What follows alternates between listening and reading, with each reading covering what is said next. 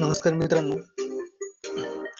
आज आपण शाला प्रणाली याविषयी प्राथमिक ओळख करून घेणार आहोत.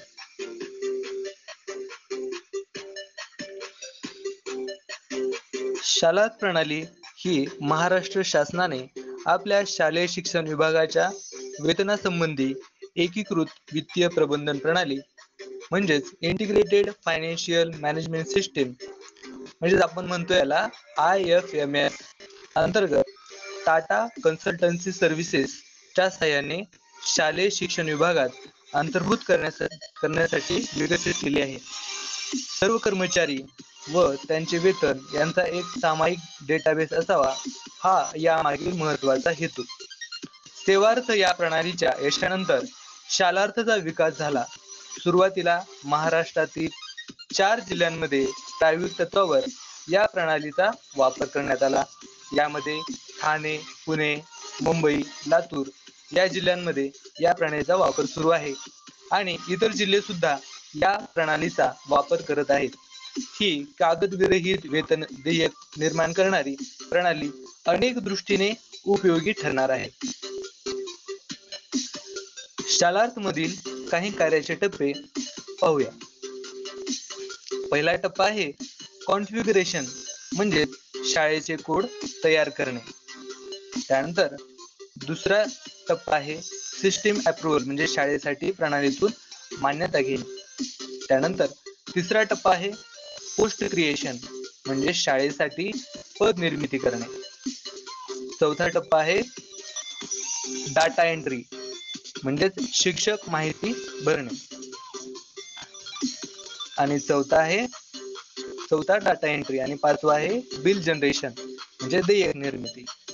आपल्याला शाळेच्या पातळीवर डाटा एंट्री आणि बिल जनरेशन या 2 टप्प्याचा नियमित वापर करायचा आहे. आता ही शाला प्रणाली म्हणजे नेमकं काय? ही प्रणाली आधुनिकीकरणाची झालर पांघरलेली पारंपरिक वेतन प्रणाली आहे. फक्त ही आता ऑनलाईन झालेली आहे. त्यात एक सांगायचं झालं तर प्रथम जबाबदार व्यक्तीच्या म्हणजेच मुख्याध्यापकांच्या नावाने शाळा तयार करायची आहे, ती ऑनलाईन. त्यानंतर शाळा तयार झाल्यानंतर ती शिक्षणाधिकारी यांच्याकडे मान्यतेसाठी जाईल. ते ती मान्य करतील आणि संचिता संख्येनुसार शाळेला शिक्षकांची पदे देतील. आता शाळेला शिक्षक मिळाले, त्यांची सर्व माहिती एम्प्लॉई कॉन्फिगरेशन फॉर्म आपल्याला भरावी लागेल. ही माहिती भरून ती पुन्हा शिक्षणाधिकारी यांच्याकडे जाईल. ते प्रत्येकाची माहिती तपासून हा कर्मचारी आपल्याकडे आहे का नाही याची खात्री करून घेतील आणि मग तो कर्मचारी अप्रूव्ह मान्य करतील. त्यानंतर प्रत्येकाला आपला एक शालार्थ ID मिळेल.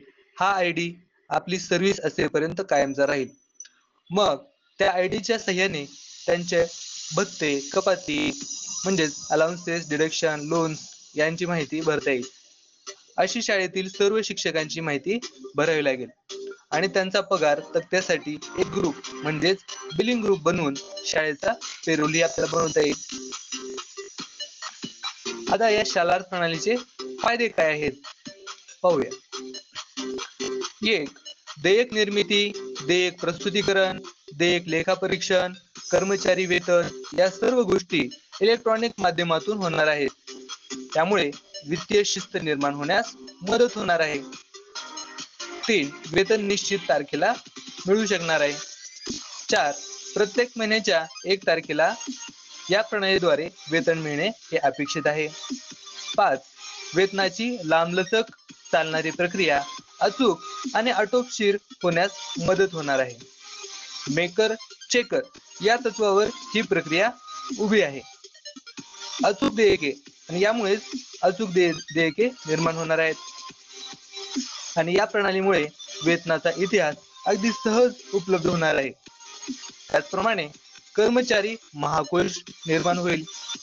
तसेच कर्मचारी वेतन ट्रेझरी नेट व BEAMS म्हणजेच budget estimation, authorisation and monitoring system या वेतन प्रणालीमध्ये विनिमित होणार आहेत. यामुळे शालार्थ प्रणालीमुळे वेतन प्रणाली ही अचूक आणि वेगवान होण्यास मदत मिळणार आहे.